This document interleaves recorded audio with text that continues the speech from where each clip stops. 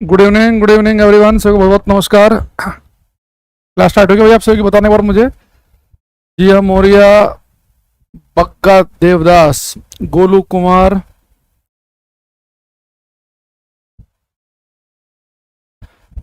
हिमानी। एक बच्चा कह रहा है कि 40 प्लस। देखो बेटा, जो मैग्नेटिज्म है ना, मैग्नेटिज्म की एक क्लास जो है वो जिस बैच में 40 प्लस क्लास हो गई है, मैग्नेटिज्म की एक क्लास हम हर बैच में अपलोड कराते हैं। वो आपको सबसे लास्ट में देखनी होती है। अगर आपका मन करे तो देख लेना, ना मन करे तो मत देखना। मैग्नेटिज्म जो है वो उतना इंपॉर्टेंट चैप्टर नहीं है, बस शर्ते आप ग्रुप डी की तैयारी ना कर रहे हो। तो जो रेलवे ग्रुप डी का बैच होता है उसमें मैग्नेटिज्म आता है, उसमें इंपॉर्टेंट होता है। बाकी जो और पेपर हैं, जैसे अपना एनटीपीसी टाइप का पेपर हो गया, एसएससी के एग्जाम हो गए, इनमें मैग्नेटिज्म उतना इंपॉर्टेंट टॉपिक नहीं है। तो उसकी क्लास हम अपलोड करवाएंगे आपको, वो आपको मिल जाएगी, ठीक है। तो उसकी आप टेंशन मत लो। बाकी हम आपकी क्लास में अगर एक आध चैप्टर कोई ऐसा है जो बहुत ज़्यादा नहीं पूछा आ रहा है जिसके बारे में, तो उसे हम अवॉइड कर देते हैं।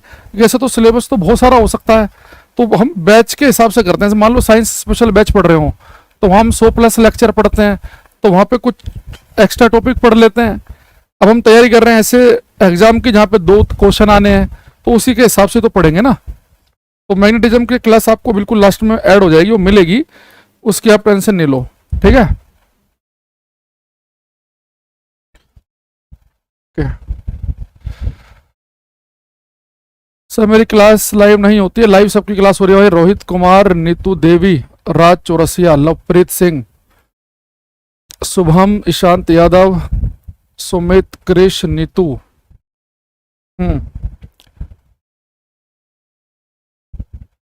एसएससी क्वेश्चन कह रहा है कि हिंदी इंग्लिश दोनों लैंग्वेज में रहते हैं। हाँ, क्वेश्चन रहेगा इंग्लिश लैंग्वेज में। अगर मान लो आपको लैंग्वेज चेंज करनी है तो आप उसे हिंदी में चेंज कर सकते हैं। मतलब हिंदी वाले इंग्लिश में चेंज कर सकते हैं, इंग्लिश वाले हिंदी में नहीं कर सकते। अगर आपने हिंदी लैंग्वेज चूज कर रखी है तो हिंदी वाले इंग्लिश में क्वेश्चन देख सकते हैं, ठीक है।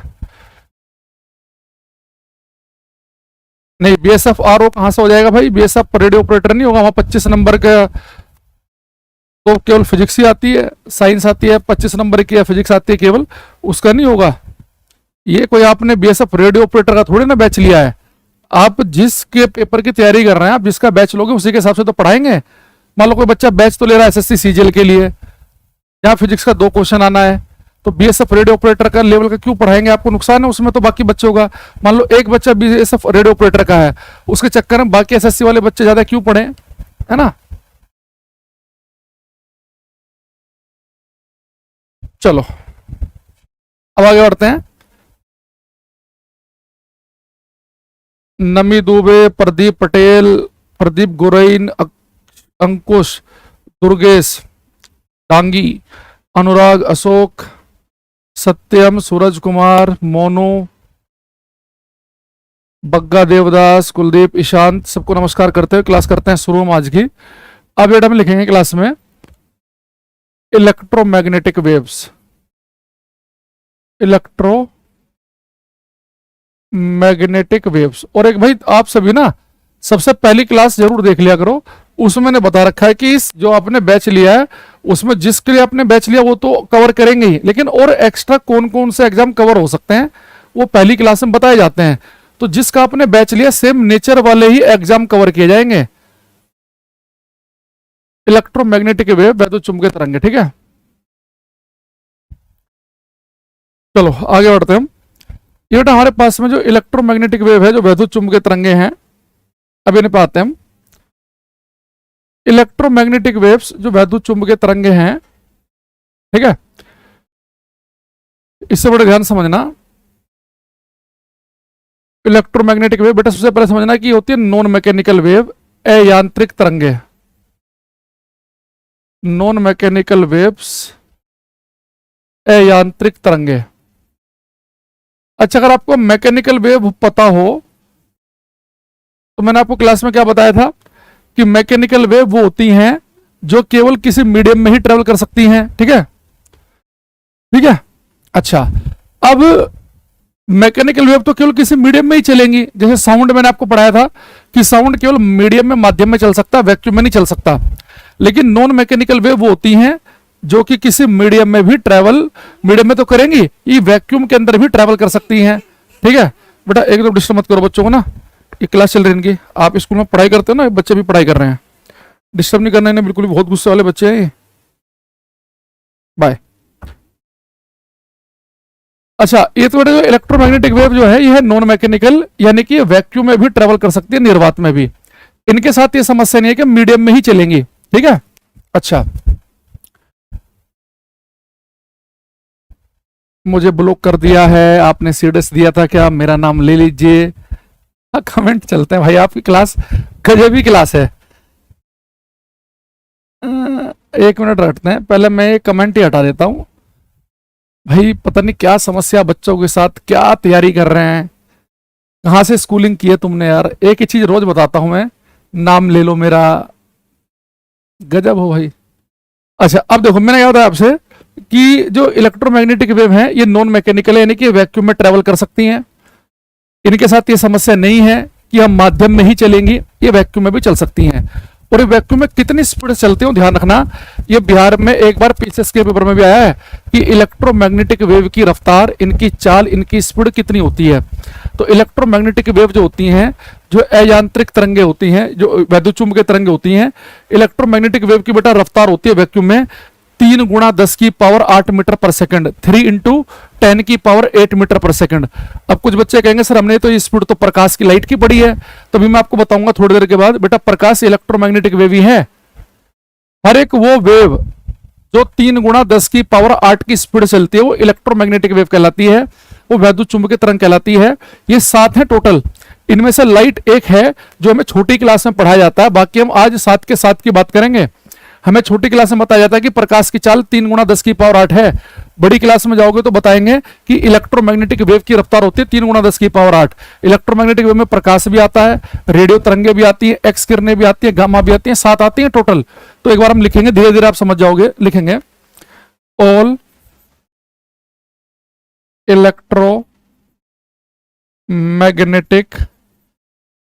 Electromagnetic waves travel with a speed of 3 into 10 raised to the power 8 metre पर सेकेंड इन वैक्यूम। हिंदी में लिखेंगे सभी वैद्युत चुंबकीय तरंगे, सभी वैद्युत चुंबकीय तरंगे, सभी वैद्युत चुंबकीय तरंगे निर्वात में 3 गुणा 10 की पावर 8 मीटर पर सेकंड की चाल से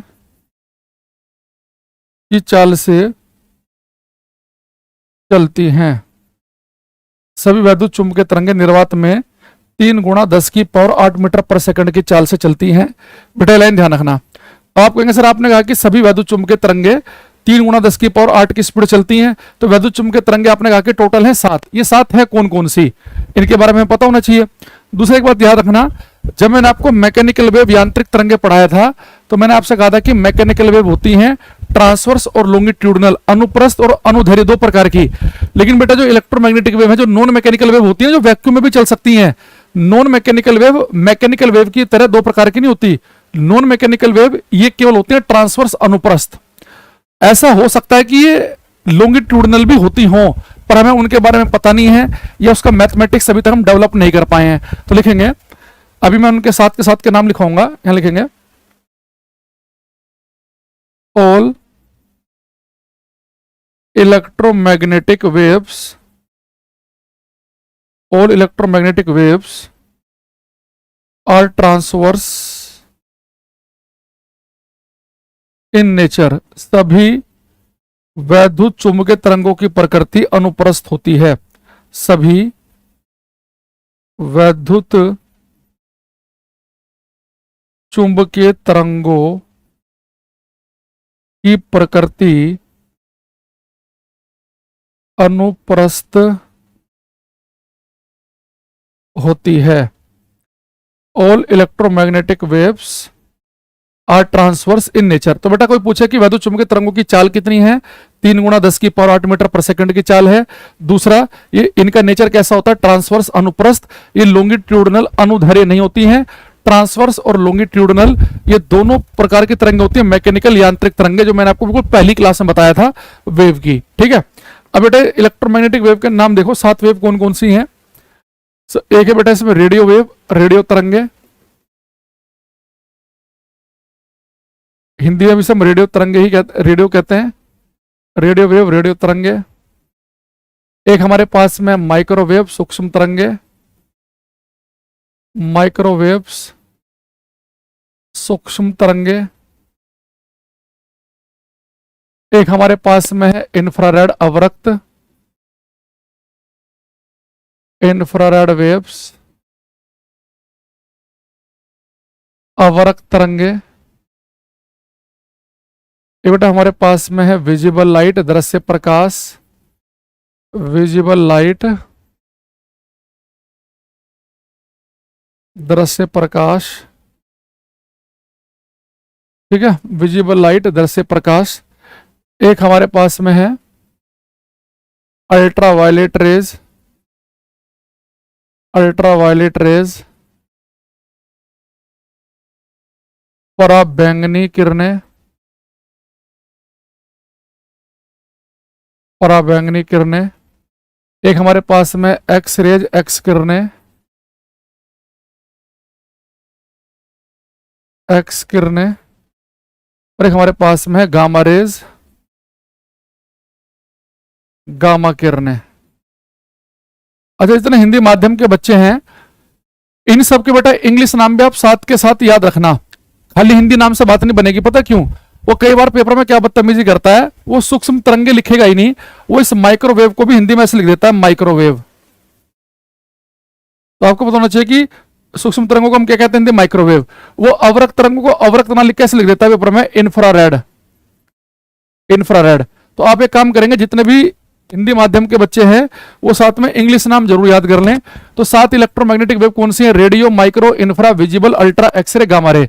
तो बेटा इन सब की खास बात क्या है, मैंने कहा कि जितनी भी इलेक्ट्रोमैग्नेटिक वेव हैं इनमें जो इतनी मैं साथ के साथ आपके सामने लिखी है ना, इन सब की स्पीड ये सारी की सारी वैक्यूम में चलती हैं 3 गुणा 10 की पावर 8 की स्पीड से।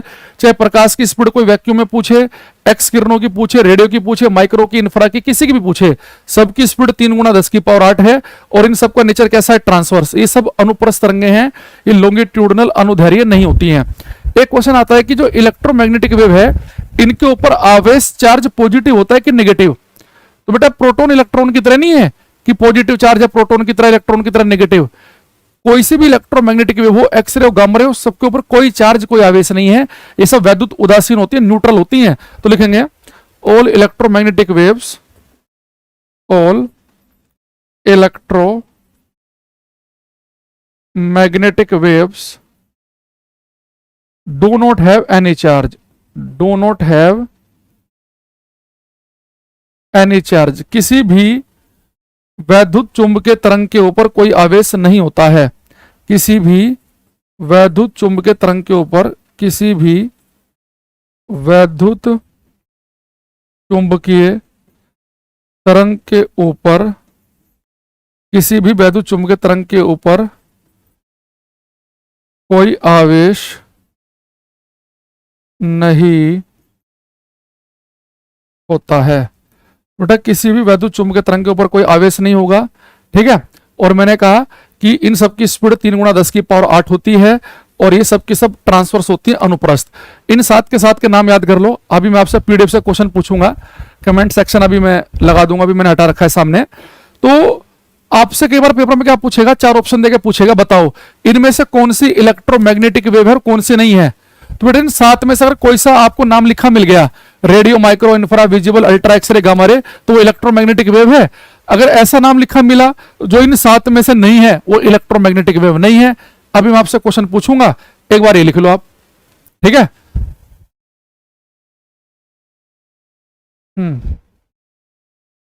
मीडियम में स्पीड आपको जरूरत नहीं है, ठीक है, वैक्यूम में याद रखनी है।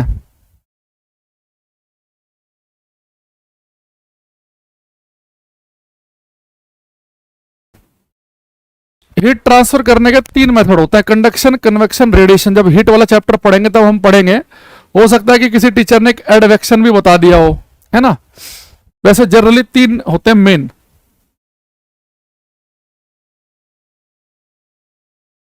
ठीक है, ठीक है शिवपाल सिंह। चले,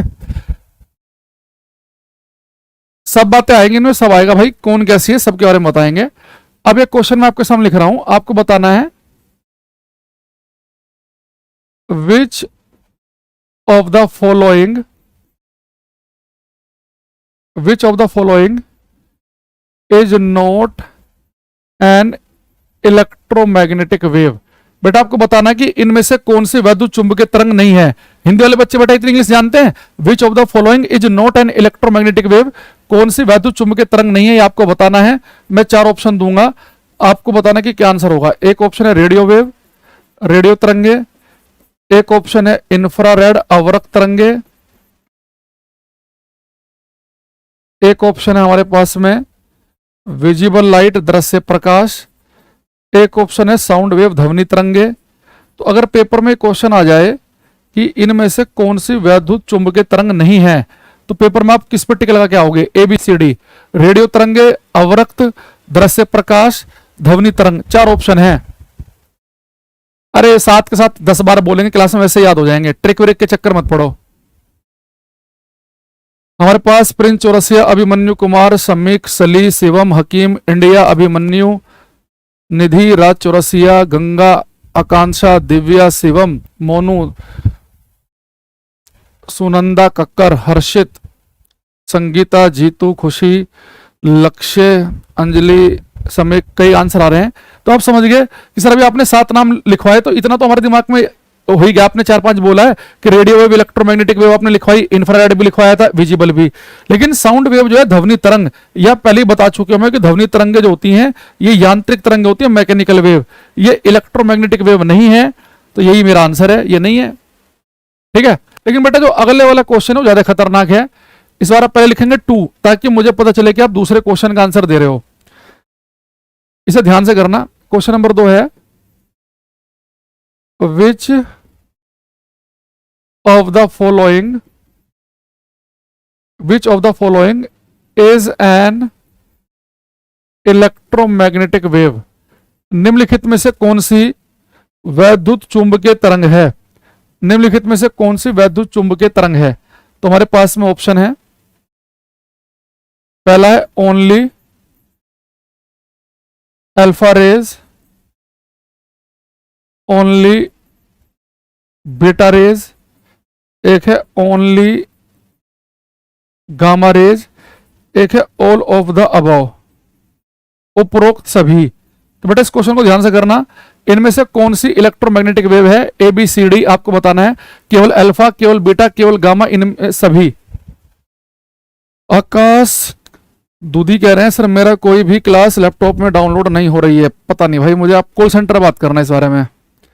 आर्यन मीना भाई क्लास में टाइम से आया करो, बीच में चलती हुई क्लास में नमस्ते गुड मॉर्निंग मत किया करो, है ना।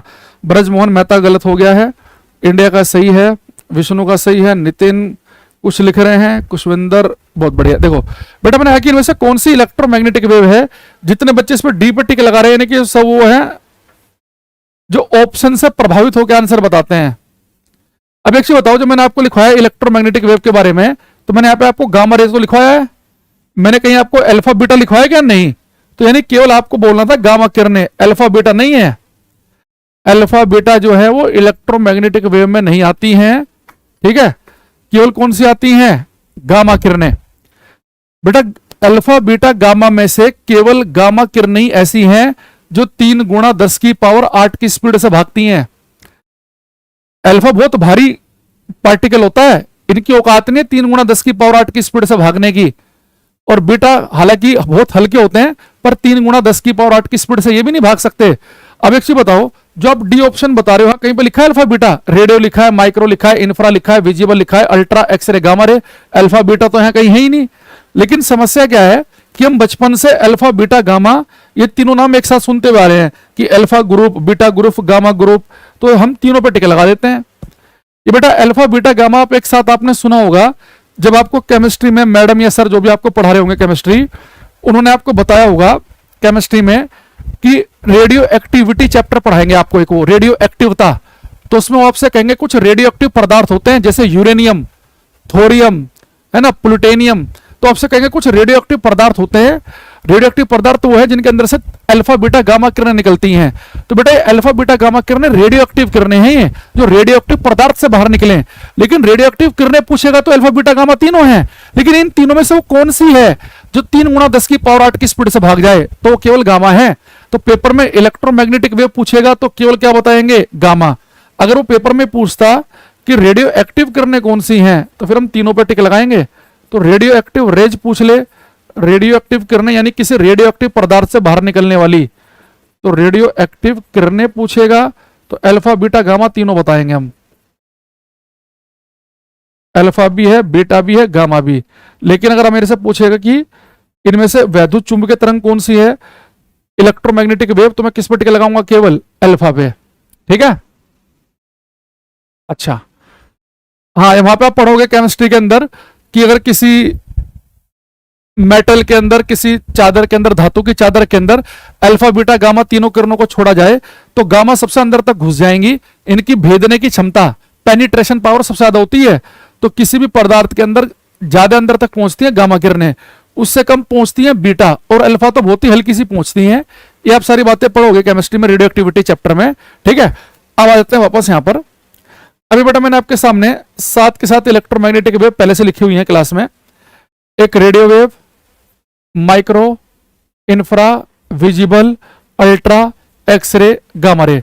बिल्कुल इसी पैटर्न में आपको इन्हें याद करना है। मैंने जानबूझ के हिंदी नाम नहीं लिखा क्योंकि मैंने कहा था कि हिंदी वाले बच्चों को इनके इंग्लिश नाम आने चाहिए। तो रेडियो तरंगे रेडियो है, माइक्रो यानी कि सूक्ष्म तरंगे, इंफ्रा अवरक्त दृश्य प्रकाश, अल्ट्रावायलेट पराबैंगनी, एक्स किरणें, गामा किरणें। अभी मैंने जो लिखा है यहां से अब इंपॉर्टेंट बात स्टार्ट होगी। अब देखो, अब पीरियोडिक टेबल कैसे याद करें, केमिस्ट्री के टीचर से पूछना।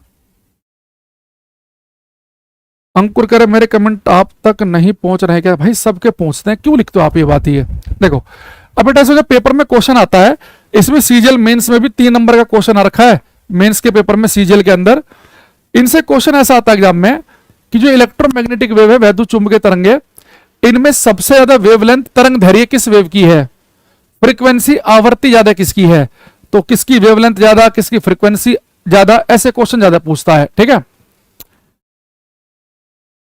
अब मैंने जान पूछ के आपके सामने ऐसा इसलिए लिखा ताकि आपको याद करना आसान रहे। भाई कमेंट में लगा तो देता हूं, मुझे लगता है मैंने गलती कर दी है। मूर्खों वाले कमेंट आने दिखने शुरू हो जाते हैं मुझे। फिर कोई नहीं, 10 मिनट के बाद जब कुछ पढ़ा लेंगे फिर लगाएंगे दोबारा। कमेंट कैसे है? क्या मेरा कमेंट आप तक पहुंच रहा है? क्या मैं लाइव हूं? क्या ये क्लास लाइव चल रही है? मेरा नाम ले लो, मैं फलाना धरती से बोल रहा हूं, मेरे पिताजी मेरे साथ बैठे हैं, उन्हें नमस्ते कर दो। ये कमेंट आते हैं, इससे क्या इंटेलेक्चुअल लेवल आपका बढ़ेगा? मेरे समझ में नहीं आ रहा भाई। देखो, अभी जितने मैंने आपके सामने वेव लिखी हैं, इनमें जानबूझ के मैंने ऐसा इसलिए लिखा था कि आपको याद करना आसान रहे। अगर पेपर में क्वेश्चन आ जाए कि सबसे ज्यादा वेवलेंथ, तरंग दैर्घ्य किस वेव की होती है, तो मैक्सिमम वेवलेंथ किसकी होती है, तो हम बोलेंगे रेडियो। तो सबसे ज्यादा वेवलेंथ होती है रेडियो वेव की। मैक्सिमम वेवलेंथ, अधिकतम तरंग दैर्घ्य, अधिकतम तरंग दैर्घ्य होती है रेडियो की। उससे कम होती है भाई माइक्रो, उससे कम इंफ्रा, उससे कम विजिबल लाइट, उससे कम अल्ट्रा, उससे कम एक्सरे, सबसे कम होती है गामा की। यानी अगर मैं ऊपर से नीचे की तरफ को आऊंगा तो वेवलेंथ घटने लगेगी, और सबसे कम जो वेवलेंथ होती है वो होती है गामा किरणों की। तो मिनिमम वेवलेंथ, न्यूनतम तरंग दैर्घ्य होती है गामा की। ठीक है, तो सबसे ज्यादा वेवलेंथ रेडियो की है, उससे कम माइक्रो, फिर इंफ्रा, घटते घटते गामा की सबसे कम। यानी अगर मैं ऊपर से नीचे की तरफ को आऊंगा तो मुझे पता चल रहा है कि वेवलेंथ घटती है। वेवलेंथ का सिंबल आपको मैंने बता रखा है कि लैम्डा होता है, तो ऊपर से नीचे आने पर वेवलेंथ घटेगी। लेकिन शायद ही कभी पेपर में ऐसा होगा कि आपसे बेटा वेवलेंथ पूछे कि ज्यादा किसकी है, और शायद ही कभी आपको रेडियो लिखा मिले। वो रेडियो वेव को ऑप्शन में लिखेगा ही नहीं, वो अपने मन से इन 7 में से 4 ऑप्शन उठाएगा, कहेगा बताओ ज्यादा तरंग दैर्घ्य किसकी होती है, वेवलेंथ। तो आपको टिक लगाना रेडियो पे। अगर रेडियो ऑप्शन में नहीं है तो फिर माइक्रो पे टिक लगाएंगे, माइक्रोवेव भी ऑप्शन में नहीं तो इंफ्रारेड पे लगाएंगे, इंफ्रारेड भी नहीं है तो विजिबल पे लगाएंगे। अच्छा, अगर आपसे पूछे कि मुझसे फ्रीक्वेंसी आवृत्ति ज्यादा किसकी है, देखो वेवलेंथ और फ्रीक्वेंसी इनमें होता है उल्टा रिलेशन, तो तरंग दैर्घ्य और आवर्ती में उल्टा रिलेशन है। जिसकी वेवलेंथ सबसे ज्यादा होगी उसकी फ्रीक्वेंसी आवर्ती सबसे कम होगी। तो रेडियो की वेवलेंथ होती है सबसे ज्यादा, अगर इसकी वेवलेंथ सबसे ज्यादा है तो फ्रीक्वेंसी सबसे कम होगी। तो किस वेव की फ्रीक्वेंसी सबसे कम होती है? रेडियो की। इसकी होती है मिनिमम फ्रीक्वेंसी, न्यूनतम आवर्ती। अगर आपको याद हो, मैंने आपको जब वेव चैप्टर पढ़ा रहा था मैं, तो मैंने आपसे भाई बताया था कि जो फ्रीक्वेंसी होती है, जो आवर्ती होती है, मैंने कहा था कि प्रत्येक सेकंड कोई भी काम हो हम फ्रीक्वेंसी कहते हैं। अब मान लो कि मैं एक दीवार में एक सेकंड में 5 मुक्के मार रहा हूं और एक बच्चा 15 मार रहा है, तो उसकी फ्रीक्वेंसी ज्यादा है, प्रत्येक सेकंड 15 बार हिट कर रहा है, तो उसके अंदर एनर्जी, ऊर्जा भी तो ज्यादा होगी, तभी तो प्रत्येक सेकंड ज्यादा काम कर पा रहा है। यानी जिस वेव की फ्रीक्वेंसी कम होती है उसकी एनर्जी भी कम होती है। तो इनमें सबसे कम फ्रीक्वेंसी किसकी है? रेडियो की। तो इसकी आवर्ती भी सबसे कम है, ऊर्जा भी सबसे कम है। जब नीचे की तरफ को बढ़ेंगे तो फ्रीक्वेंसी एनर्जी बढ़ती जाएंगी, और गामा की फ्रीक्वेंसी और एनर्जी होती है सबसे ज्यादा। तो मैक्सिमम फ्रीक्वेंसी और एनर्जी पूछेगा तो हम बताएंगे गामा की। इसकी फ्रीक्वेंसी और एनर्जी होती है सबसे ज्यादा। तो अगर हम ऊपर से नीचे की तरफ को आएंगे तो फ्रीक्वेंसी और एनर्जी बढ़ेगी। ठीक। तो पेपर में अगर आपसे कभी पूछे कि वेवलेंथ ज्यादा किसकी होती है, तो जो नाम टॉप पर लिखा है उसकी वेवलेंथ ज्यादा बताएंगे। अगर फ्रीक्वेंसी एनर्जी पूछेगा तो जो नाम नीचे लिखा उसकी ज्यादा बताएंगे। तो अपने दिमाग में याद रखना, मैंने जैसे वेवलेंथ का याद किया हुआ है कि जिसका नाम ऊपर उसकी तरंग दैर्घ्य वेवलेंथ टॉप पर है, ज्यादा है, नीचे वाले की वेवलेंथ कम है। लेकिन पेपर में मान लो कि वेवलेंथ ने फ्रीक्वेंसी पूछ लिया तो उल्टा कर लेना दिमाग में कि टॉप वाले की अगर वेवलेंथ ज्यादा है तो फ्रीक्वेंसी कम होगी, एनर्जी कम होगी, नीचे की तरफ आएंगे तो फ्रीक्वेंसी एनर्जी बढ़ती है, और नीचे की तरफ आते हैं तो वेवलेंथ घटती है। ठीक है, आगे बात समझ में?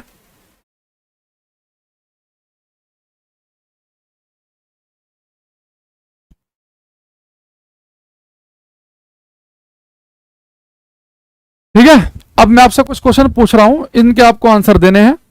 वन बाय वन स्टार्ट करते हैं हम। शुरुआत करते हैं हम, पहले क्वेश्चन बढ़िया पूछ लेता हूं मैं। इस क्वेश्चन का आंसर दो, क्वेश्चन नंबर 6 का।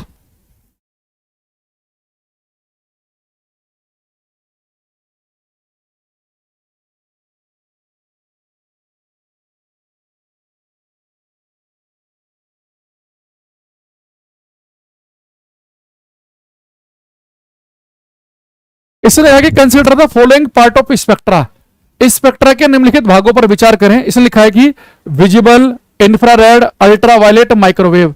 कह रहा है कि which of the following is correct sequence in which wavelength increases. कह रहा है कि वेवलेंथ के बढ़ते हुए क्रम में लिखना है। अब बड़े ध्यान समझना, वेवलेंथ के बढ़ते हुए क्रम में। ठीक है, अब देखो वेवलेंथ का बढ़ते हुए क्रम का मतलब क्या है। मुझे पता है कि जो नाम टॉप पर है उसकी वेवलेंथ ज्यादा, जो नीचे लिखा है उसकी वेवलेंथ कम है, तरंग दैर्घ्य कम है। तो वेवलेंथ के बढ़ते क्रम का मतलब है कि नीचे से ऊपर जाएंगे तभी तो वेवलेंथ बढ़ेगी। तो इनमें सबसे नीचे नाम किसका है? जो मैंने 7 नाम लिखवाए थे उन 7 नाम में सबसे नीचे आएगी अल्ट्रावायलेट, यानी पहले नंबर पर अल्ट्रावायलेट। उससे ऊपर कौन है? अल्ट्रावायलेट से ऊपर विजिबल लाइट आएगी। उससे ऊपर है इंफ्रारेड, और माइक्रोवेव सबसे ऊपर है। 3 1 2 4 इसका डी आंसर आएगा। तो जो बच्चा डी लिख रहा है उसका सही है, चाहे यहां पे चेक कर लो। देखो ये जो मैंने आपके सामने यहां पे लिखा है, उसने कहा कि वेवलेंथ का बढ़ता हुआ क्रम लिखो। एक क्वेश्चन बेटा हमारे सामने लिखी है माइक्रोवेव, एक इंफ्रारेड, एक विजिबल, एक अल्ट्रावायलेट। तो वेवलेंथ के बढ़ते हुए क्रम का मतलब है कि नीचे से ऊपर जाना। ऊपर से नीचे आते हैं तो वेवलेंथ घटती है, तो नीचे से ऊपर जाएंगे तो बढ़ेगी। तो अल्ट्रावायलेट की वेवलेंथ कम होगी, उससे ज्यादा होगी विजिबल की, दृश्य प्रकाश की ज्यादा होगी, इंफ्रा की सबसे ज्यादा होगी माइक्रो की। तो अल्ट्रा, विजिबल, इंफ्रा, माइक्रो, वही मैंने यहां पे किया है। 3 1 2 4 देखो, अल्ट्रा, फिर 1 विजिबल, फिर 2 इंफ्रा, सबसे ऊपर माइक्रो। तो अगर आपने डी पे टिक लगाया तो आपका सही है। सीजल मेंस में लगभग ऐसा ही क्वेश्चन आया था, बस उसने वहां पे फ्रीक्वेंसी के बारे में पूछ लिया था। बेटा अगर फ्रीक्वेंसी का बढ़ता हुआ क्रम पूछेगा तो ऊपर वाले की फ्रीक्वेंसी कम होती है, नीचे वाले की होती है ज्यादा। तो फ्रीक्वेंसी का बढ़ता हुआ क्रम पूछेगा तो नीचे की तरफ जाना पड़ेगा। वेवलेंथ का बढ़ता हुआ क्रम पूछेगा तो नीचे से ऊपर की तरफ जाना पड़ेगा। ये बुद्धि आपको खुद लगानी पड़ेगी। ठीक है,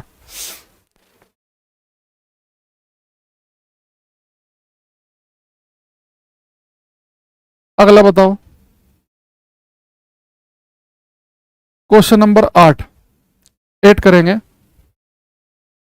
रोशन, जिया, दया, कुशलेंद्रा सिंह राजावत, अंकुश चौधरी, करते रहो भाई क्वेश्चन। इसने कहा कि which of the following has highest frequency, निम्नलिखित में से किसकी आवृत्ति सबसे अधिक है। बेटा फ्रीक्वेंसी ज्यादा किसकी होती है, जो नाम नीचे लिखा होता है। तो फ्रीक्वेंसी मैक्सिमम होती है गामा किरणों की। गामा ऑप्शन में नहीं है तो किस पर टिक लगाएंगे फिर हम, एक्सरे पर। तो आंसर होगा हमारा एक्सरे। बेटा जो कॉस्मिक रेज है, ब्रह्मांडीय किरणें, ये तो इलेक्ट्रोमैग्नेटिक वेव है भी नहीं, है ना। तो इलेक्ट्रोमैग्नेटिक वेव मैंने 7 लिखवाई थी, उसमें ये नाम है ही नहीं। ठीक, तो 8वें का आएगा बी ऑप्शन। अगला क्वेश्चन कह रहा है कि गामा रेज क्या है, गामा किरणें क्या है। तो बेटा इसमें लिख रहा है कि हाई एनर्जी के इलेक्ट्रॉन, लो एनर्जी के इलेक्ट्रॉन, हाई एनर्जी की इलेक्ट्रोमैग्नेटिक रेडिएशन। तो मैंने आपको बताया गामा किरणें जो है इलेक्ट्रोमैग्नेटिक वेव है या रेडिएशन कह दो, एक ही बात है। ये इलेक्ट्रोमैग्नेटिक वेव है और इनकी सबसे ज्यादा एनर्जी होती है। तो आंसर क्या बनेगा, 7वें का सी ऑप्शन। तो गामा किरणें हाई एनर्जी वाली इलेक्ट्रोमैग्नेटिक रेडिएशन है, तो 7वें का सी हो गया। ऐसे क्वेश्चन ये आ गया, which of the following electromagnetic wave has the longest wavelength, किसकी वेवलेंथ सबसे ज्यादा है। ये क्वेश्चन करो, वेवलेंथ ज्यादा किसकी होती है, जो नाम टॉप पर लिखा हो। रेडियो वेव की वेवलेंथ होती है ज्यादा, रेडियो ऑप्शन में नहीं है। फिर नंबर आता है माइक्रोवेव का, माइक्रोवेव भी ऑप्शन में नहीं है। फिर नंबर आता है इंफ्रारेड अवरक्त का, यानी ए ऑप्शन आंसर बन जाएगा। ये आपको पैटर्न रटा पड़ा होगा ना, तभी आप कर पाओगे। अभिमन्यु से प्रताप सिंह, विशाल, अनिंद्या, सुंदर बनर्जी, मिथिलेश, गौतम, अभिषेक, गुड्डू, कश्यप, सृष्टि, अथर्वा, जिया, शिवम, प्रीति, आर्या, अंकुश, अनुष्का शर्मा, विष्णु, लवप्रीत सिंह, रेहान, राज चौरसिया, जीतू। बढ़िया आंसर आ रहे हैं सभी के, बहुत बढ़िया, गुड। एक क्वेश्चन आ रहा है, कह रहा है कि which of the following is not electromagnetic wave, इनमें से कह रहा है कि इलेक्ट्रोमैग्नेटिक वेव कौन सी नहीं है।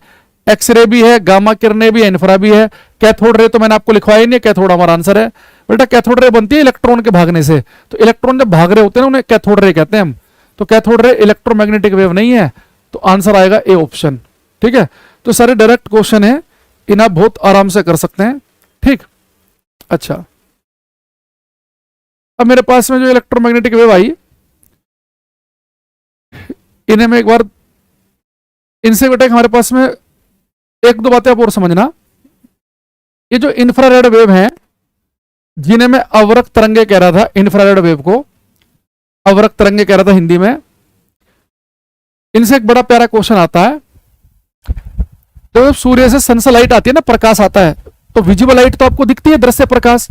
इस विजिबल लाइट के साथ में जो इंफ्रारेड वेव भी आती है, अवरक्त तरंगे, इनसे हमें गर्माहट, गर्मी महसूस होती है।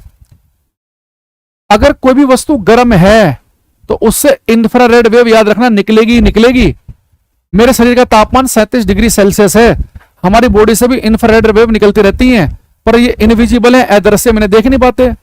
तो सन से भी जो वेव निकलती है वो इंफ्रारेड है, इनकी वजह से हमें गर्माहट, गर्मी महसूस होती है। कोई बल्ब आपने जलाया, उसके आसपास अपना हाथ करना, आपको लगेगा जैसे हाथ में कुछ गर्मी से घुस रही है, लगेगा हाथ में जलन सी, वो इंफ्रारेड वेव की वजह से होती है।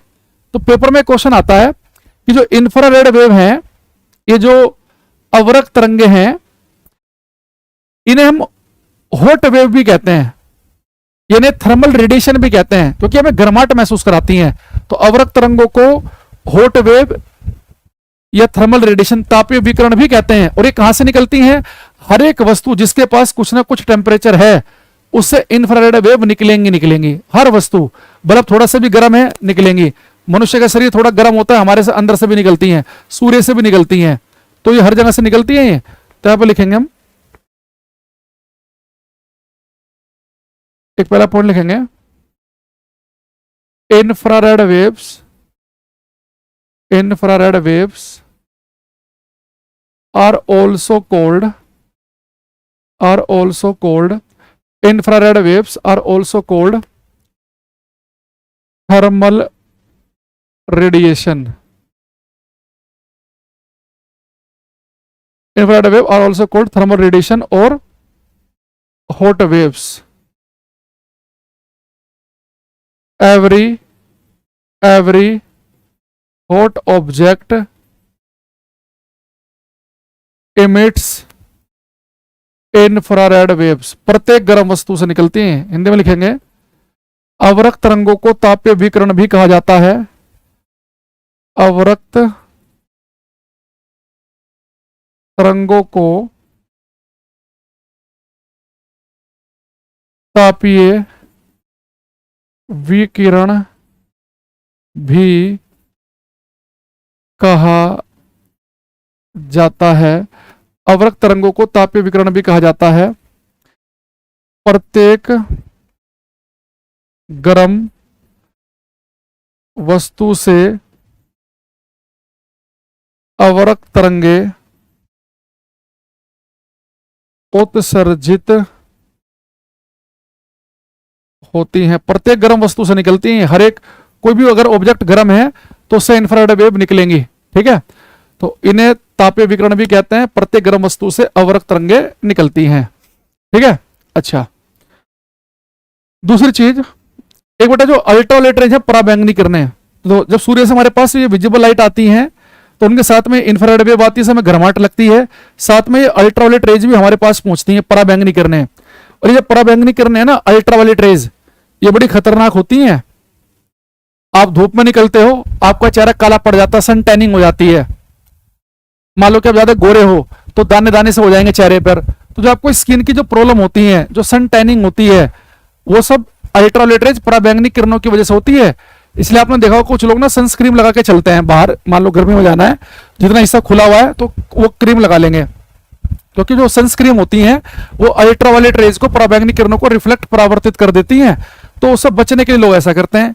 इवन जो अल्ट्रावायलेट रेजन से स्किन कैंसर तक होते हैं, तो कोई आपसे पूछे कि स्किन की समस्याएं, स्किन कैंसर वगैरह, ये किन की वजह से होती है? अल्ट्रावायलेट रेज, पराबैंगनी किरणों की वजह से। पर इसका मतलब ये नहीं कि केवल ये नुकसानदायक ही है, इनके कुछ फायदे भी हैं। देखो, हमारी बॉडी पे जो फैट होता है ना, उस फैट के साथ रिएक्ट करके ये अल्ट्रावायलेट रेज विटामिन डी बनाती हैं, उससे हमारी हड्डियां मजबूत बनती हैं। इसलिए छोटे बच्चे होते हैं उनकी हम क्या करते हैं, तेल की मालिश करते हैं। पहलवान लोग तेल की मालिश करके धूप में दंड बैठक लगाएंगे, ताकि जो बॉडी पर हम तेल रगड़ा, हमने जो फैट और ज्यादा इकट्ठा कर दिया, तो ज्यादा मात्रा में विटामिन डी बने, हड्डियां मजबूत हो। तो अगर कोई आपसे पूछे कि जो अल्ट्रावायलेट रेज हैं ये क्या करती हैं, ये स्किन संबंधित समस्याएं करती हैं, फायदा क्या है कि विटामिन डी बनाने में हेल्प करती हैं। लेकिन एक चीज हमारे साथ बड़ी अच्छी की भगवान ने, कि हमारे अर्थ के ऊपर एक ओजोन लेयर दी है। तो सूर्य से जो अल्ट्रावायलेट रेज आती है, पराबैंगनी किरणें, ये सारी की सारी धरती तक नहीं पहुंच पाती, ये लगभग लगभग सारी की सारी ओजोन लेयर में ही एब्जॉर्ब हो जाती हैं। थोड़ी बहुत ही हमारे पास पहुंच पा रही है, ये हल्की फुल्की। अगर ये जितनी सूर्य से चली, अगर उतनी की उतनी हमारे पास पहुंच जाए, फिर धरती पर जीवन संभव नहीं होगा। तो भगवान ने थोड़ी बहुत इसलिए पहुंचा दी ताकि हमारी हड्डियां मजबूत रहे। अब ओजोन लेयर को नुकसान अगर हम पहुंचाएंगे तो फिर ये पराबैंगनी किरणें ज्यादा मात्रा हमारे पास पहुंचेंगी, तो ज्यादा नुकसान है फिर। तो पहले, अभी कुछ साल पहले तक जो फ्रिज में और ये एसी में जो गैस यूज करते थे ना, वो होती थी CFC गैस, क्लोरोफ्लोरोकार्बन गैस। वो बड़ी नुकसानदायक थी ओजोन लेयर के लिए, तो उनके ऊपर बैन लगा दिया गया है, क्योंकि ओजोन लेयर खत्म नहीं होनी चाहिए, बहुत समस्या हो जाएंगी। नहीं तो यहाँ पे लिखेंगे हम, कुछ चीजें लिखेंगे यहाँ पे हम, ultraviolet rays, ultra violet rays are very harmful to human skin, are very harmful to human skin.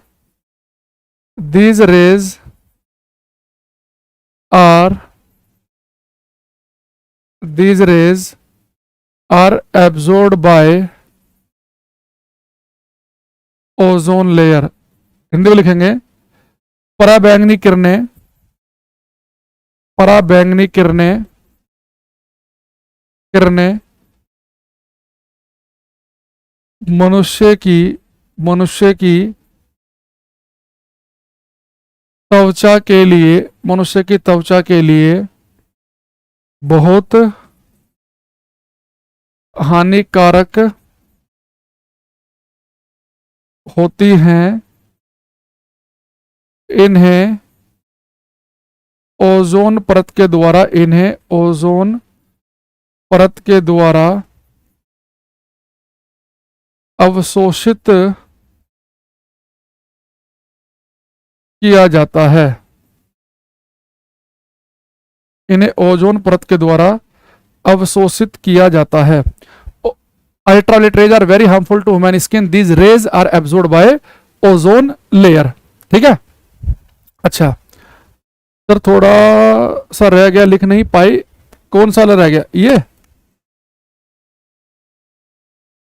कोई नहीं से लिख लो, बाकी उस पर हम वापस से आएंगे। ठीक है, तो पराबैंगनी किरणें मनुष्य की त्वचा के लिए हानिकारक होती है, ओजोन परत के द्वारा अवशोषित किया जाता है। ये बेटा जो ओजोन लेयर है ना, इसके बारे में अवेयरनेस फैलाने के लिए हर साल ओजोन लेयर डे मनाया जाता है। कोई बच्चा बताएगा कि ओजोन लेयर डे किस दिन मनाया जाता है?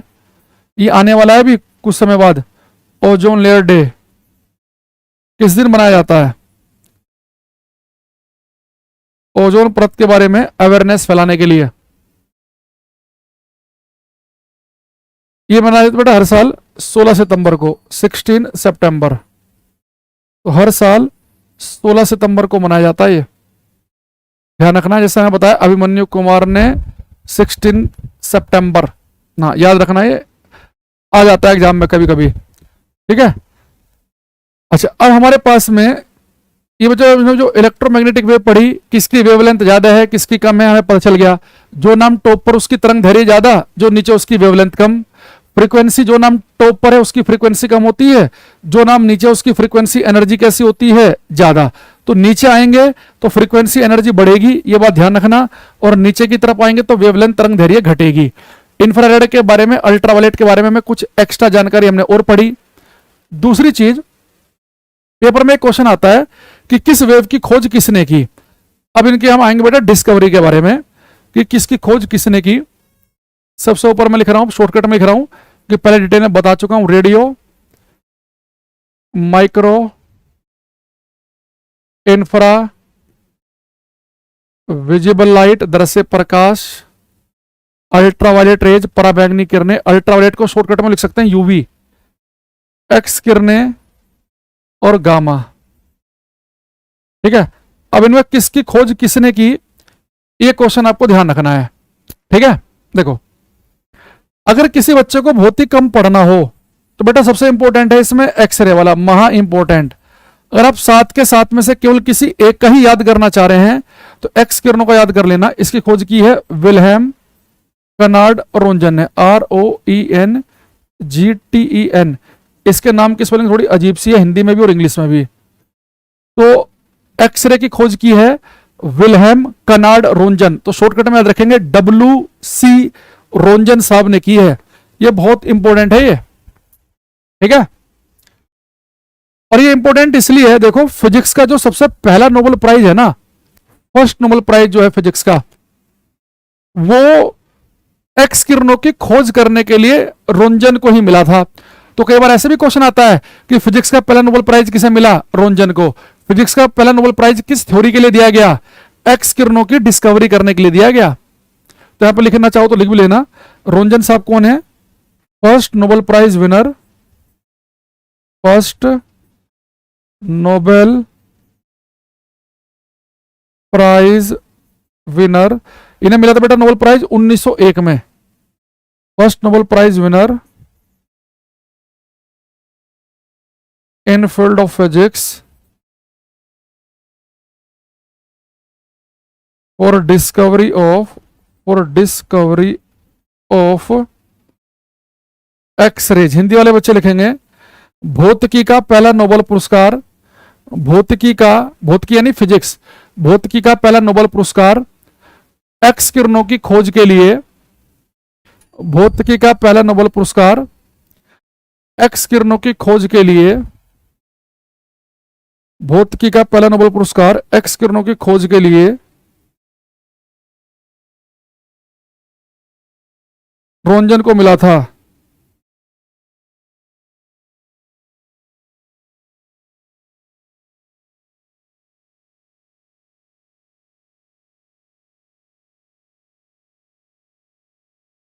एक्स किरणों की खोज के लिए भौतिकी का पहला नोबेल पुरस्कार, ठीक है, रोंजन को मिला था। उसका बेटा एक पॉइंट जो है बड़ा इंपॉर्टेंट, वो इस बार रेलवे के टेक्नीशियन ग्रेड 3 में बहुत क्वेश्चन पूछा है, ये विजिबल लाइट वाला, कि विजिबल लाइट की बेटा खोज तो कोई कर नहीं सकता, तो विजिबल है, दृश्य है, लेकिन ये विजिबल लाइट 7 रंगों से मिलकर बनी है। आपको पता ना कि जो व्हाइट लाइट है, जो सन की लाइट है, इसे अगर प्रिज्म से गुजार दे तो 7 रंग दिखते हैं इसके अंदर। तो विजिबल लाइट 7 रंगों से मिलकर बनी है, ये बात हमें बताई थी न्यूटन साहब ने। ठीक है, तो एक्स किरणों की खोज की है रोंजन ने, और भौतिकी का पहला नोबेल पुरस्कार एक्स किरणों की खोज के लिए किसे मिला था? रोंजन को। यह बात ध्यान रखनी है। अच्छा, दूसरी चीज, ये बच्चा किस कंट्री के थे? जर्मनी के थे रोंजन साहब, जर्मन साइंटिस्ट। विजिबल लाइट जो है 7 रंगों से मिलकर बनी है, ये कई पेपर में आया, कम से कम 4-5 सेट में आया रेलवे में, टेक्नीशियन ग्रेड 3 में, यह हमें बताया था न्यूटन ने। तो लिखेंगे visible light is a combination of 7 colours, visible light is a combination of 7 colors, was explained by Newton. Hindi में लिखेंगे दृश्य प्रकाश 7 रंगों से मिलकर बना है, यह बात न्यूटन ने बताई थी, यह समझाई थी, जो भी लिखना चाहो। दृश्य प्रकाश 7 रंगों से मिलकर बना है, यह बात न्यूटन ने बताई थी। ठीक है, तो आपको ये दो तो याद करना ही है, एक्सरे वाला और विजिबल लाइट वाला।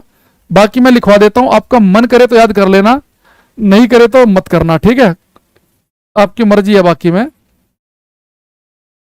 देखो ये बेटा, जो अल्ट्रावायलेट रेज है, ये पराबैंगनी किरणें, इनकी खोज की है जॉन रिटर ने, जॉन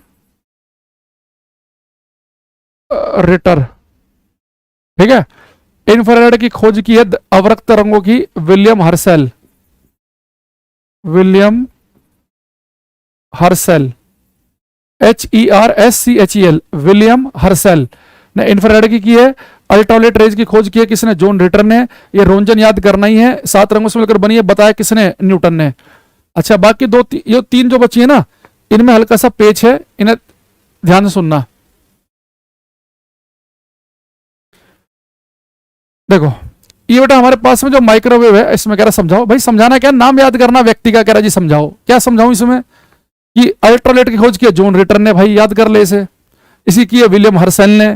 दृश्य प्रकाश 7 रंगों से मिलकर बना, न्यूटन ने बताया है। अब इस क्या बताऊं इसमें अलग से? तो जो माइक्रोवेव है, इसकी खोज किसने की है? हम पहला जेसी बोस, हम पहला इसमें ऑप्शन चूज करेंगे, भारतीय साइंटिस्ट है जेसी बोस। अगर ये जेसी बोस हमें मिल गया तो बढ़िया है, अगर जेसी बोस नहीं मिला फिर हम जाएंगे मार्कोनी पे। इन दोनों ने साथ साथ ही बताया था इसके बारे में, तुम अपने वाले को ज्यादा इज्जत देंगे जेसी बोस को। अगर जेसी बोस नहीं लिखा मिला तो मार्कोनी पे जाएंगे। रेडियो वेव के बारे में पूछेगा तो हम फर्स्ट प्रायोरिटी देंगे हर्ट्स को। अगर हर्ट्स लिखा नहीं मिला तो यहां भी किस पर टिक लगाएंगे? मार्कोनी पर। ठीक है, तो रेडियो और माइक्रो लगभग सेम सी वेव होती हैं, तो बहुत सारे लोग रेडियो वेव के लिए भी मार्कोनी को ही मानते हैं। ट्रिक व्रिक कुछ नहीं है, नाम ही याद करना है, कोई ट्रिक नहीं है इनकी, अपने आप से बना लेना अगर आप बनाना चाहो तो। बेटा रेडियो वेव की खोज की हर्ट्स ने। अगर वो रेडियो वेव लिखे, ध्यान समझना, अगर वो रेडियो वेव लिखे तो हम किस पर टिक लगाएंगे? हर्ट्स पे। अगर खाली आ जाए ना रेडियो किसने आविष्कार किया, रेडियो किसने बनाई, जो हम गाने सुनने वाली रेडियो है, तो फिर मार्कोनी पर टिक लगा देना। अगर रेडियो वेव स्पेशली लिखा हुआ है, रेडियो वेव, तो फर्स्ट प्रायोरिटी हम हर्ट्स को देंगे। हर्ट्स नहीं लिखा मिलेगा तो मार्कोनी पे जाएंगे हम। ठीक है, अच्छा गामा रेज पे आते हैं। गामा रेज की खोज किसने की? फर्स्ट प्रायोरिटी देंगे हम पॉल विलार्ड को। पॉल विलार्ड लिखा नहीं मिला, उसमें टिक लगाएंगे हम हेनरी बैकुरल पे,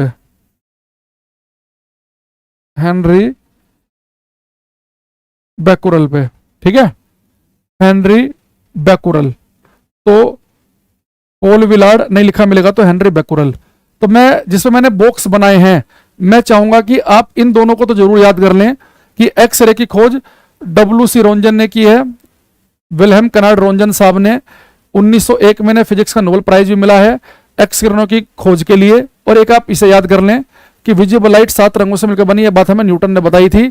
बाकी आपकी इच्छा है कि आप देखो यहाँ पे एक्सरे खोज किया रोंजन ने, यहाँ पे आर से रोंजन याद किया है, तो आर के साथ साथ ही यहाँ पे भी आर आएगा। तो अल्ट्रावायलेट खोज किया रिटर ने, जॉन रिटर, तो यहाँ रोंजन है तो यहाँ क्या है? रिटर। ऐसे ध्यान रख सकते हैं। विजिबल लाइट का तो याद करना ही न्यूटन। इंफ्रारेड की खोज किसने की है? विलियम हर्सेल ने। बाकी जो बच्चे इनमें ऑप्शन के हिसाब से करेंगे। जेसी बोस नहीं है तो मार्कोनी, रेडियो वेव में हर्ट्स नहीं है तो मार्कोनी, या पोल विलार्ड नहीं है तो हेनरी बैकुरल। ये लिख लो एक बार, ये करो। तो बच्चे यहां पे करेंगे एक बार इसे।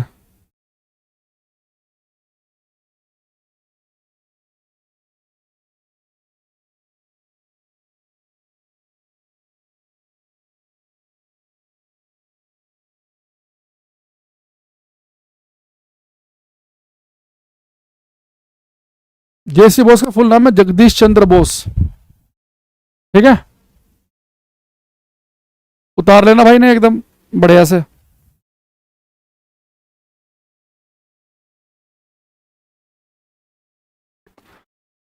जिन बच्चों का खत्म होने वाला है बैच, उनमें सबसे लास्ट में हम अपने आप से एक मैग्नेटिज्म की वीडियो ऐड करवाएंगे। वो टेंशन भावुक ना हो बिल्कुल भी, है ना, चुंबकत्व की। और सबसे आखिरी में ही पढ़ना उसे, है ना। जैसे एसएससी टाइप के जो पेपर होते हैं या एनटीपीसी टाइप के जो होते हैं ना, इन्हें मैग्नेटिज्म उतना इंपॉर्टेंट चैप्टर नहीं है। ये चैप्टर इंपॉर्टेंट होता है, मैंने कहा जैसे कि रेलवे ग्रुप डी वाला पेपर हो गया या एक दो और अलग दूसरे एग्जाम है उनके लिए है, फिर भी इनके लिए नहीं है।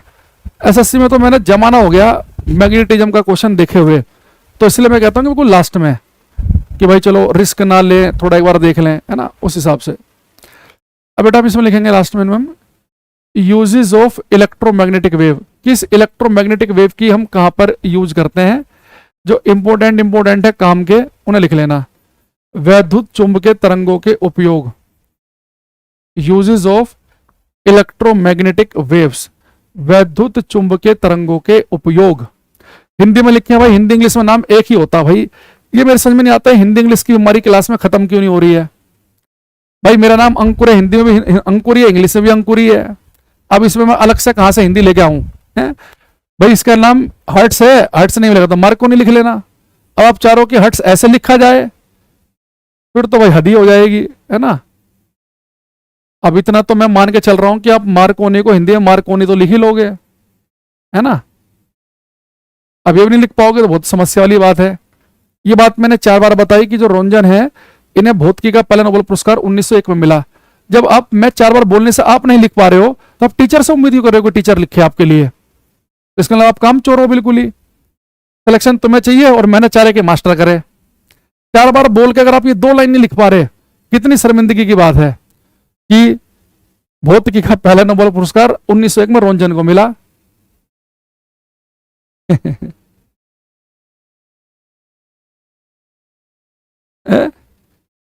बहुत बढ़िया, शाबाश। देश बिल्कुल एकदम तरक्की पे, प्रगति पे। हम क्या चाहते हैं, ईमानदार हो, लेकिन कौन, बाकी लोग। हम चाहते हैं कि पूरा भारत ईमानदार रहे, सब लोग अपने ईमानदारी से काम करें। लेकिन जिस संस्थान में हम जाएं, कई बार आपस में बात भी करते हैं लोग, यार वो बड़ी कमाई वाली नौकरी है, उसमें लग जाए तो मजा आ जाए, टीटी बन जाऊं तो मजा आ जाए। हम चाह रहे हैं कि जब हम जाएं तो टीटी ईमानदार मिले, और हम खुद टीटी बन जाए तो हम पैसे कमाएं। मेहनत पड़ोसी करे, सिलेक्शन मेरा हो जाए। ये हम भारतीयों के रगों में जो है ना, ये जो, अब मुंह से निकल जाएगा चलो कुछ, ये जो बिल्कुल हरामखोरी घुस गई हमारी रगों में, ये निकलनी इतनी आसान नहीं है। इलेक्ट्रोमैग्नेटिक वेव जो है, इस बात है अब हम पहले लिखेंगे हम रेडियो वेव्स, रेडियो तरंगे। इसके बाद हम यूज कहां करते हैं, काम काम के लिखेंगे हम पेपर के हिसाब से। रेडियो वेव का यूज हम करते हैं रेडियो में, जैसे एफएम, आपने घर में रेडियो बजाई, गाना शुरू, तो जो आपके रेडियो का जो एंटीना है वो कौन सा सिग्नल कैच कर रहा है, रेडियो सिग्नल। ऐसे आपने छत पे अपने टीवी के जो अपने छतरी लगा रखी है ना, DTH, direct to home service, DTH, Airtel की या दूरदर्शन की या टाटा स्काई की, जो भी, ये छतरी भी कौन सा सिग्नल कैच करती है, रेडियो सिग्नल। इसके अलावा हम रेडियो वेव का यूज कहां करते हैं, सैटेलाइट कम्युनिकेशन में। उपग्रहों से जो सिग्नल आते हैं वो रेडियो सिग्नल होते हैं, जो साइंटिस्ट लोग यूज करते हैं जिनका। इसके अलावा रडार में भी, आपको याद हो मैंने एक दिन आपको सोनार पढ़ाया था अभी, सोनार। जो सोनार है, मैंने आपको कहा था कि अंडर वाटर, पानी के अंदर की किसी भी चीज की लोकेशन का अगर मुझे पता करना है, तो पानी के अंदर किसी वस्तु की लोकेशन का पता करना तो सोनार चाहिए। लेकिन हवा में किसी चीज को पकड़ना है कि दुश्मन की कोई मिसाइल मेरे एयर स्पेस में तो नहीं आ रही, दुश्मन का कोई फाइटर जेट हमारे एयर स्पेस में तो नहीं घुस रहा, तो उन्हें कौन पकड़ता है? Radar system. तो रडार का काम होता है हवा की चीजें पकड़ना, जैसे सोनार पानी की चीजें पकड़ता है, रडार हवा की चीजें पकड़ता है। इसकी फुल फॉर्म होती है radio detection and ranging. Radio detection and ranging, ठीक है। सेकंड लिखेंगे माइक्रोवेव्स, सूक्ष्म तरंगे। इनका यूज कहां किया जाता है बेटा? एक तो माइक्रोवेव ओवन में, हालांकि पेपर में माइक्रोवेव ओवन नहीं लिखेगा, वो खाली ओवन लिखेगा। तो माइक्रोवेव ओवन जो है, जो खाना वाना गर्म करने के लिए होते हैं, पिज्जा विज्जा बनाने के लिए होते हैं, तो माइक्रोवेव ओवन में माइक्रोवेव का यूज करते हैं। इसके अलावा माइक्रोवेव का यूज किया जाता है मोबाइल, वाईफाई, ब्लूटूथ में। तो आप किसी से फोन में जो बातचीत करते हैं, टेक्स्ट भेजते हैं, तो सब ये माइक्रोवेव का यूज किया जाता है इनमें। वाईफाई, इसकी फुल फॉर्म पता है आपको वाईफाई की? वायरलेस फिडिलिटी, वायरलेस फिडिलिटी इसकी फुल फॉर्म है, ठीक है। दूसरी चीज, अरे बेटा कभी पेपर में रडार आ जाए ना, तो आप ध्यान रखना, रडार के लिए आप फर्स्ट प्रायोरिटी माइक्रोवेव को ही देना। अगर माइक्रोवेव लिखा ना मिले तो रेडियो पे जाना। दुनिया के ज्यादातर रडार जो है माइक्रोवेव पे काम करते हैं, तो माइक्रोवेव फर्स्ट प्रायोरिटी देंगे। लेकिन जो छोटे मोटे पेपर होते हैं ना, उनमें माइक्रोवेव वो लिखता ही नहीं, रेडियो वेव ही लिखता है। तो अगर माइक्रोवेव लिखा नहीं मिलेगा, फिर आप रेडियो वेव पर टिक लगाएंगे, ठीक है। तो रडार में फर्स्ट प्रायोरिटी देंगे हम सूक्ष्म तरंगों को, नहीं मिलने पर रेडियो को, ठीक है। तीसरे पे आते हैं अब हम, लिखते रहना भाई साथ साथ। और लिखेंगे इंफ्रारेड। आपके लिए बेटा इंफ्रारेड वाला इंपॉर्टेंट है, ये इंफ्रारेड अवरक्त। इंफ्रारेड वेव का हम यूज करते हैं रिमोट में।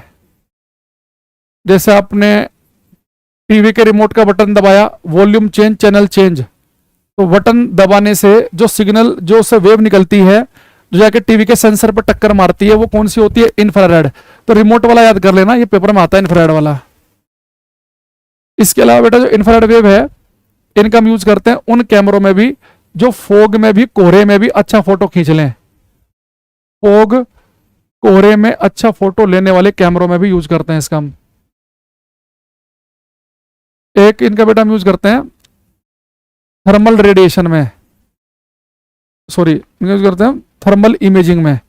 थर्मल इमेजिंग तो हमारी बॉडी से, जो मैंने आपको बताया था कि हर एक गर्म वस्तु से, आज ही बताया था कि इंफ्रारेड वेव निकलती हैं, तो हमारी बॉडी से जो इंफ्रारेड वेव निकलती है ना, उससे भी इमेज बनाई जा सकती है हमारी, उसे हम कहते हैं थर्मल इमेज। जो बॉडी से इंफ्रारेड वेव निकल रही हैं, उन इंफ्रारेड वेव से जो इमेज बनती है उसे हम कहते हैं थर्मल इमेज। तो थर्मल इमेजिंग में भी इसका यूज करते हैं हम। थर्मल इमेजिंग में वो कैमरे जो कोहरे में भी अच्छे फोटो खींच सकते हैं, उनमें, रिमोट में, ठीक है। फोर्थ, विजिबल लाइट, दृश्य प्रकाश। विजिबल लाइट का हम यूज कहां करते हैं? चीजों को देखने में, इन विजन, वस्तुओं को देखने में। अगर किसी भी चीज को देखना है भाई, कमरे में लाइट तो होनी चाहिए, या अंधेरे में देख लोगे आप? बल्ब जलाना पड़ेगा, सन की लाइट होनी चाहिए, बल्ब की लाइट होनी चाहिए वस्तुओं को देखने में।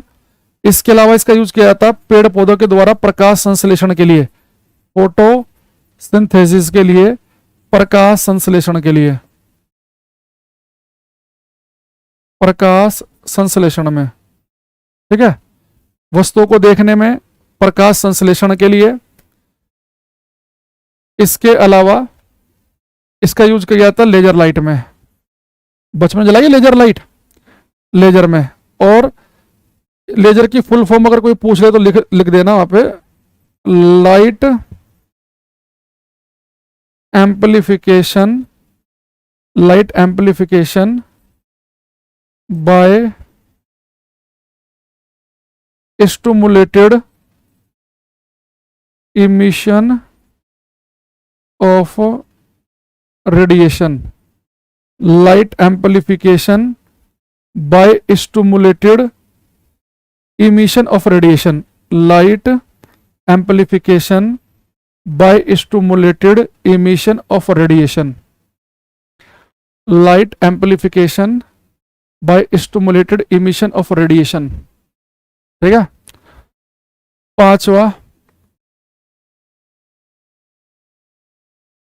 अल्ट्रावायलेट रेज, पराबैंगनी किरणें, इनका बेटा हम यूज कहां करते हैं? 10 बज के, कोई बात नहीं, 10 मिनट में, 5-7 मिनट में खत्म हो जाएगा ये। अब 5-4 मिनट के चक्कर में क्यों परेशान हो रहे हो? जिस बच्चे को थकान होगी उसे क्लास रोक दे, वो बाद में देख लेना, 2 घंटे के बाद, रात को 12 बजे, सुबह को उठ के देख लेना लास्ट के 10 मिनट, है ना। भावुक होने की जरूरत नहीं है इसमें। मास्टर नहीं थक रहा, तुम क्यों थक रहे हो? तो जो पराबैंगनी किरणें है ना, अल्ट्रावायलेट रेज, इन्हें शॉर्टकट में आपको पता है हम क्या कहते हैं? UV rays, UV. तो अगर आपके घर में आरओ लगाओ ना, पानी को प्यूरिफाई करने वाला वाटर प्यूरिफायर, अगर अच्छी कंपनी का लगा है, मान लो कि एक्वागार्ड का, प्योरिट वगैरह का, तो उसमें यूवी बना होता है। और हेमा मालिनी का आपने कैंट आरओ का एड देखा है? वो कहती है कि पानी के अंदर कुछ इंप्यूरिटी, कुछ अशुद्धि ऐसी होती हैं जो पानी को उबालने से भी दूर नहीं होती। तो पानी के अंदर की वो इंप्यूरिटी, वो अशुद्धि जो पानी को उबालने से भी दूर ना हो, उन्हें कौन दूर करता है? अल्ट्रावायलेट रेज, पराबैंगनी किरणें दूर करती हैं। तो वाटर प्यूरिफिकेशन में इसका हम यूज करते हैं। वाटर प्यूरिफिकेशन में, वाटर प्यूरिफिकेशन में, जल को शुद्ध करने में। लाइफाई टेक्नोलॉजी में भी लाइट का यूज करते हैं हम। लाइफाई लिखना चाहो तो लिख लो। एक बच्चा कह रहा लाइफाई, लाइफाई की फुल फॉर्म होती है लाइट फिडिलिटी, लाइट फिडिलिटी। देखो जो लाइफाई है ना, ये वाईफाई के मुकाबले ज्यादा सिक्योर होता है। तो ये जैसे मान लो कर एक छोटी सी जगह में ही आपको इंटरनेट चलाना है तो लाइफाई ज्यादा बेस्ट है। लेकिन मान लो कि आपने वाईफाई का डब्बा यहां रखा है, आप चाह रहे कि आपके दूसरे वाले कमरे में पहुंच जाए, बाहर हॉल में भी पहुंच जाए, तो वाईफाई बढ़िया है। लेकिन वाईफाई को थोड़ा सा हैक करना आसान होता है। लाइफाई क्या है, इसे हैक करना आसान नहीं है, क्योंकि लाइट बहुत आसानी से बैंड नहीं होती, मुड़ती नहीं है। तो लाइट जो है जिस एक छोटे से क्षेत्र में ही रहेगी, बाहर बैंड होके नहीं जाएगी। तो बाहर आप हॉल में या दूसरे कमरे में इससे इंटरनेट नहीं यूज कर सकते लाइफाई से। लेकिन ये सिक्योर है, बढ़िया है, सिक्योरिटी के लिए बढ़िया है, लेकिन छोटे क्षेत्र के लिए। लेकिन आप चाह रहे हैं कि भाई घर में ही रख दिया, पूरे घर में सब जगह सिग्नल पहुंच जाए, तो उसके लिए वाईफाई बढ़िया होता है। ठीक है, ठीक है। तो लाइट फिडिलिटी जो है, लाइफाई की फुल फॉर्म होती है लाइट फिडिलिटी। इसमें हम विजिबल लाइट का यूज करते हैं, सिक्योर, ज्यादा सिक्योर होता है, पर छोटे क्षेत्र में ही काम करता है ये। अच्छा, वाटर प्यूरिफिकेशन में अल्ट्रावायलेट रेज का यूज किया जाता है। तो हमारे घर में जो आरओ है उसमें यहाँ पे पानी को जो फिल्टरों से पास करते हैं ना, तो अल्ट्रावायलेट रेज से भी पास कराया जाता है, उसके अंदर अल्ट्रावायलेट जनरेट की जाती हैं, तो ताकि पानी के अंदर की इंप्योरिटी खत्म हो जाए। ये अल्ट्रावायलेट रेज मैंने आपको बताया था बेटा, इससे आपको सन टैनिंग होती है, आपका चेहरा रंग काला पड़ता है, आपको स्किन की प्रॉब्लम होती है इसी से ही। तो स्किन की प्रॉब्लम भी यही करती है। तो इसके नेगेटिव प्रभाव हैं सन टैनिंग होना, रंग काला पड़ना, स्किन की समस्याएं होना, ये नेगेटिव इफेक्ट है। स्किन के कैंसर होना, ये सब इसी की वजह से होते हैं। लेकिन पॉजिटिव फायदा क्या है, ये विटामिन डी बनाने में हेल्प करती है। तो इसे अपनी लैंग्वेज में लिख लेना कि पॉजिटिव फायदा है कि विटामिन डी बनाने में हेल्प करती है पराबैंगनी किरणें। नेगेटिव फायदा है कि सन टैनिंग होगी, रंग काला पड़ेगा, स्किन की प्रॉब्लम होगी, दाने दाने से हो जाएंगे, स्किन पर ज्यादा धूप में रहेंगे, और स्किन के कैंसर भी हो सकते हैं। ठीक है।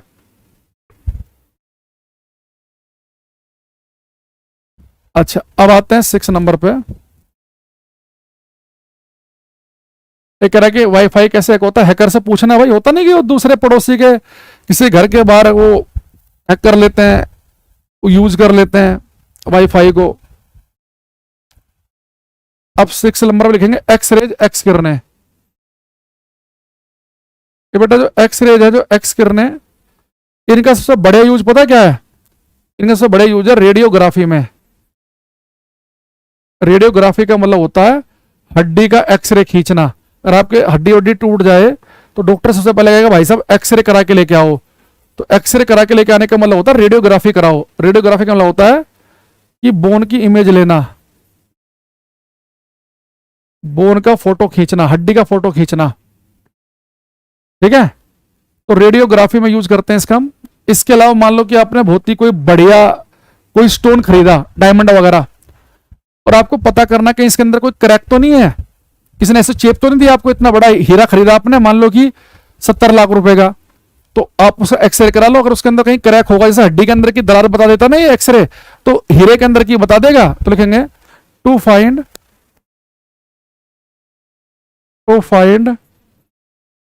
क्रैक्स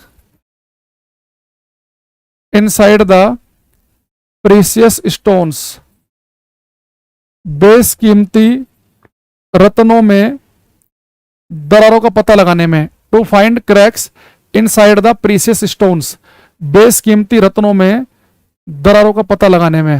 ठीक है, तो एक्स किरणों का यूज हम रेडियोग्राफी में करते हैं। इसका यूज बेटा जैसे एक्सरे का यूज कहां करते हैं हम, एक्सरे लेने में, एक्सरे यानी कि बोन का फोटो खींचने में। लेकिन बोन का फोटो और डिटेल में अगर मुझे चाहिए तो उसके लिए सीटी स्कैन करा जाता है, सीएटी या सीटी स्कैन कहते हैं शॉर्टकट में, उसमें भी एक्सरे का यूज होता है। सीएटी की फुल फॉर्म होती है कंप्यूटराइज्ड ऑटोमेटेड टोमोग्राफी। अगर मान लो कि डॉक्टर ने अगर हल्का फुल्का से आप छत मान लो गिर गए कहीं से, हल्की फुल्की सी हड्डी में मान लो कि बाल आ गया, दरार आ गई, ऐसे ही तो सिंपल एक्सरे कराएगा डॉक्टर, उसे कहते हैं रेडियोग्राफी, बोन की फोटो लेना। मान लो बड़ा एक्सीडेंट हो गया कहीं, पूरी हड्डी में विस्फोट हो गया, फट गई हड्डी, तो फिर सीटी स्कैन कराता है। सीटी स्कैन में क्या करते हैं, एक्सरे यहां से भी ले लिया हाथ का, यहां से भी, यहां से भी, यहां से भी, चारों तरफ से, तो एक 3D पिक्चर बनती है। तो डॉक्टर ज्यादा बढ़िया समझ आता है कि हड्डी में क्या दिक्कत है, तो ज्यादा डिटेलिंग समझने के लिए सीटी स्कैन कराता है फिर वो। ठीक है, सातवां लिखेंगे last, gamma rays. Gamma rays के बेटा एक इंपोर्टेंट यूज लिखना आप, गामा रेज का यूज करते हैं in treatment of cancer, cancer के उपचार में, कैंसर के उपचार में यूज किया जाता है गामा रेज का। और ये जो कैंसर का जो उपचार होता है हम कहते हैं रेडिएशन थेरेपी, रेडिएशन थेरेपी या रेडियोथेरेपी भी कहते हैं इसे, रेडिएशन थेरेपी। तो कैंसर के उपचार में भी गामा रेज का यूज करते हैं। जो फोड़ा मान लो हाथ में किसी के हो गया कहीं पर, उस फोड़े का मेन पार्ट तो डॉक्टर काट के बाहर निकाल देगा, जो आसपास जो बाकी कैंसर की सेल फैली हुई हैं तो उनके ऊपर गामा रेज डाल डाल के खत्म करते हैं उन्हें, तो हम कहते हैं रेडिएशन थेरेपी। और गामा रेज जो कैंसर के उपचार में हम यूज करते हैं वो कहां से लेते हैं, वो गामा रेज कहां से मिलती है, कोबाल्ट 60 नाम के पदार्थ से। तो किस मटेरियल से इन्हें प्राप्त किया जाता है, कोबाल्ट 60 नाम के पदार्थ से। एग्जाम में आ रखा है ये, कैंसर के उपचार में कोबाल्ट 60 नाम का पदार्थ। ठीक है, ब्लूटूथ में भी माइक्रोवेव लिखवाया कि नहीं लिखवाया मैंने, ये रह गया क्या, अरे क्या हो गया, ये फालतू पेज आ गया बीच में, ये दोनों देखो, ये लिखवाया मैंने यहाँ पे। माइक्रोवेव का यूज करते हैं मोबाइल में, वाईफाई में, ब्लूटूथ में। ठीक है, और रडार के लिए माइक्रोवेव ज्यादा बेस्ट आंसर है, माइक्रोवेव नहीं मिलेगा तो रेडियो वेव पर टिक लगा देंगे। रिमोट के लिए इंफ्रारेड, लाइफाई के लिए, लेजर के लिए, प्रकाश संश्लेषण के लिए विजिबल लाइट, अल्ट्रालेटरेज वाटर प्यूरिफिकेशन के लिए यूज करते हैं हम। एक्सरे का यूज करते हैं हड्डियों के अंदर दरार का पता लगाने के लिए या बेशकीमती रत्नों में दरार का पता लगाने के लिए। गामा रेज का यूज करते हैं हम कैंसर के ट्रीटमेंट में, और कहां से प्राप्त करते हैं, कोबाल्ट 60 से। ठीक है,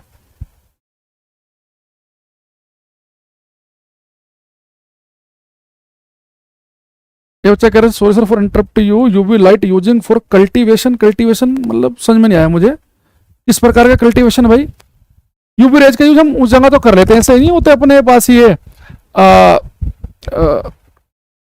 इन्हें तो कोल्ड कोल्ड जो स्टोर होते हैं, क्या बोलते हैं ना, मेरे तो नाम नहीं आ रहा जबान पे, जैसे कोल्ड स्टोरेज होते हैं जहाँ पे किसान लोग अनाज वगैरह रखते हैं, तो वहाँ पे बैक्टीरिया की वजह से वो सब्जी वगैरह खराब ना हो जाए, तो उन्हें प्रोटेक्ट करने के लिए हम यूज करते हैं अल्ट्रावायलेट रेज का, पराबैंगनी किरणों का, वहाँ यूज कर लिया जाता है इनका। ये देखो पेपर में आएगा, या तो रिमोट वाला पूछेगा, रिमोट में किसका यूज करते हैं, इंफ्रारेड का, या पूछे कैंसर में किसका यूज करते हैं, गामा किरणों का, या पूछेगा पेपर में आपसे कि ये बताओ कि रडार वडार में किसका यूज करते हैं, माइक्रोवेव नहीं मिलेगा तो रेडियो वेव। ये 3-4 ही काम की हैं। ठीक है, चलो आज के लिए हम इतना ही रखते हैं। ओके, प्रिंस मोरे कह रहे हैं हम लाइव आए हैं, डेली रिकॉर्डेड देखते हैं लाईफाई को दोबारा। मैंने कहा कि लाईफाई जो है ये वाईफाई जैसा ही है, जैसे वाईफाई से आप इंटरनेट यूज करते हैं, लाईफाई से भी आप इंटरनेट यूज कर सकते हैं, लेकिन आप चाहते हैं कि एक सिक्योर इंटरनेट में यूज करूं, मान लो कि आपने इस कमरे के अंदर ही आप चाह रहे हैं कि वो वाईफाई रहे, इस कमरे से बाहर ना जाए, तो उसके लिए लाईफाई टेक्नोलॉजी का यूज किया जाता है सिक्योरिटी के लिए। वाईफाई जो है उसका बड़े रेंज के लिए, मान लो इस कमरे में वाईफाई का डब्बा रखा है तो उसकी रेंज जो है बाकी कमरों तक भी पहुंच जाए, हॉल तक भी पहुंचे, घर में पूरे एरिया में रहे, उसके लिए। कीमोथेरेपी ट्रीटमेंट अलग होता है भाई। कीमोथेरेपी में क्या होता है, स्लो पॉइजन दिया जाता है। वो जो सेल्स बढ़ रही है कैंसरस सेल्स बॉडी में, उससे ग्रोथ रोकने के लिए होता है। कीमोथेरेपी अलग चीज है, रेडिएशन थेरेपी अलग चीज है, और कैंसर में सर्जरी अलग चीज है। ठीक है।